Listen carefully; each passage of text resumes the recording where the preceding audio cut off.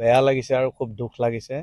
আমাৰ কণমানি ভণ্টিজনীক যি দেখা পালোঁ আজি ধোপামাইজান গাঁৱত, আৰু মই গম পোৱাৰ লগে লগে মই তেখেতৰ ঘৰত আজি উপস্থিত হৈছোঁ। খুব এটা দুখ লাগিছে। তাই যেন অতি সোনকালে সুস্থ হৈ উঠক, এই ভগৱানৰ ওচৰত প্ৰাৰ্থনা কৰিছোঁ। তাই বিশেষ বেমাৰটো আমি গম পোৱা গৈছে যে তাই তেজটো ব্লাডটো শুকাই গৈছে, আৰু তাই উন্নত চিকিৎসাৰ কাৰণে তাইক হায়দৰাবাদলৈ নিয়াৰ ব্যৱস্থা কৰিছে। আৰু তাই অলপ দৰিদ্ৰ সীমাৰেখা, দুখীয়া ঘৰ পৰিয়াল, তাইৰ আৰ্থিক অৱস্থাত খুব বেয়া। এই গতিকে আমি আজি তেখেতৰ ঘৰত উপস্থিত হৈছোঁহি কিছু আৰ্থিক সাহাৰ্য তেখেতক আগবঢ়াবলৈ। আজি পুৱা 9 বজাতে আমাৰ স্থানীয় লাহোৱাল বিধায়ক আমাৰ বিনোদ হাজৰিকা ডাঙৰীয়াদেৱে তেখেতৰ ঘৰত আহি উপস্থিত হ'ল। তেখেতৰ ঘৰত কণমানি শিশুটিক উন্নত চিকিৎসাৰ কাৰণে 50,000 টকা তেখেতে নিজৰ গাঁঠি ধনেৰে, কোনো MLA বা আজি কোনো বিধায়কৰ ফাণ্ড নহয়, এইটো চৰকাৰ ফাণ্ড নহয়, তেখেতৰ গাঁঠি ধনেৰে তেখেতে আগবঢ়াইছে। তেখেতক খুব ভাল লাগিছে। তেখেতে অকল এই শিশুটি বুলি ক'লেই বেয়া হ'ব, ভুল হ'ব আমাৰ।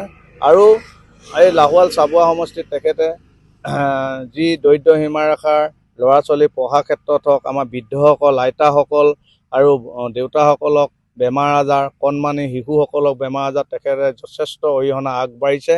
তেখেতক এইটোৱেই মই ক'ব বিচাৰোঁ, তেখেতক যাতে ভগৱানে সুস্থ স্বাস্থ্যই ৰাখে, আৰু খুব ভালদৰে যাতে তেখেতক ৰাখে। আগলৈ পিছলৈ যাতে তেখেতে এনেকুৱা দুখীয়া পৰিয়ালক যাতে সহায় সহযোগিতা আগবঢ়ায়।